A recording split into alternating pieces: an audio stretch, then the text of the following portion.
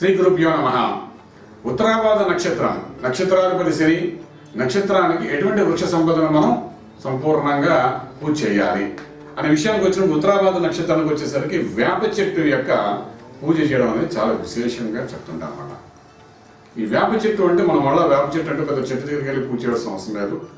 ఏంటంటే అపార్ట్మెంట్ కల్చర్లో మనం పెరుగుతున్నాం కాబట్టి ఈ వేప గింజలతో చిన్న చిన్న మొక్కల్లా తయారవుతాయి. వేప చెట్టు పక్కన చుట్టుపక్కల చూస్తే చిన్న చిన్న మొక్కల్లా ఉంటాయి కొన్ని. అందులో వేళతో కూడా ఏదో ఒకటి తీసుకుని చిన్న గోళ్ళలో మనం పెట్టుకుని వేప చెట్టు అనేది విశేషంగా చెప్తుంటాం. అమ్మవారి యొక్క స్వరూపంగా కూడా చెప్తుంటాము.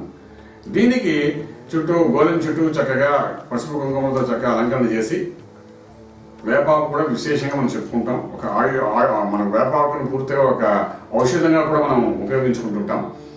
సో శనీశ్వరుడికి సంబంధించింది, అధిపతి శనీశ్వరుడు కాబట్టి శనీశ్వరుడికి సంబంధించిన విషయం కాబట్టి ఈ వేప చెట్టు ముందు మనం అంటే నువ్వులతో నూనెపప్పు నూనె అంటారు కదా, నువ్వుల నూనెతో చక్కగా దీపారాధన చేయడం చేసి సూర్యోదయ కాలంలో ఒకటి, రెండవది ఏంటంటే శనివారం నాడు ప్రత్యేకించి ఈ నువ్వుల నూనెతో దీపారాధన చేసి శనీశ్వరుని యొక్క స్తోత్రాన్ని కానీ సాధన చేస్తూ చుట్టూ ప్రదక్షిణ చేయడము, 7 సార్లు ప్రదక్షిణ చేయడము, శనీశ్వరు యొక్క సాధన చేయడం, నూలుపప్పుతో కూడిన ప్రసాదాన్ని ఏదైతే అది స్వామివారికి నైవేద్యంగా పెట్టడము, ఈ విధంగా చేయడము.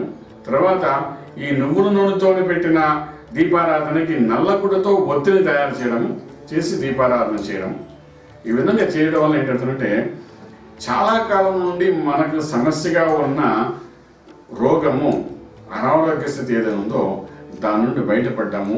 చాలా మంది విషయాలు మనం చూస్తుంటాం. ఉద్యోగం అనేది ఆఖరి వారికి వచ్చి ఆగిపోతూ 2 సంవత్సరాలు, సంవత్సరంన్నర నుండి 6 నెలల నుండి 3 నెలలు ఉద్యోగం లేకుండా ఇబ్బంది పడుతున్న వాళ్ళు చాలా మంది మనం చూస్తుంటాం.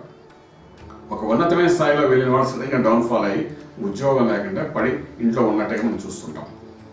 అటువంటి వాడు ప్రత్యేకించి ఏంటంటే సాధన చేయడం వలన ఈ నక్షత్రం వాడు, ఉత్తరాభాద్ర నక్షత్రం వాడు చేస్తే ఇందులో ఉన్న శని దోషం పూర్తిగా పోవడమే కాకుండా అకస్మాత్తుగా ఒక మార్గం అంటే చాలా కాలం పెండింగ్లో ఉన్న ఉద్యోగంలో ఉండి ఖాళీగా ఉన్న వ్యక్తికి ఏదో ఒక ఆసరగా ఒక వ్యాపకం అనేది ఆరంభమవుతుంది. ఆ ఆరంభమైన తర్వాత అక్కడ నుండి మంత్రమైన స్థాయికి వెళ్ళడానికి అవకాశం ఉంటుందన్నమాట.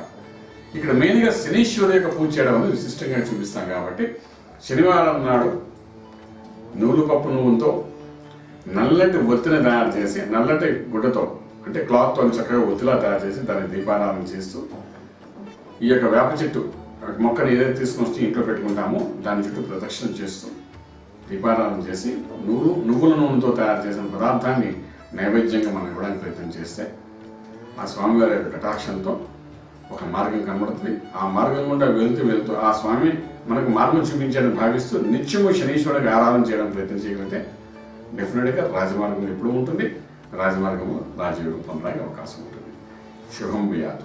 పూర్తి వివరాలకు సంప్రదించండి Shri Vedamata Gayatri Jyotishyalayam, Brahmashri Mantha Suryanarayana Sharma, lake view apartments, 4th floor, Chitrapuri colony, Kajaguda, Delhi public school ప్రక్కన, నానక్రామ్ గూడ, హైదరాబాద్. Phone number 8885559147, 8885559148, 9704447001, 9704447002.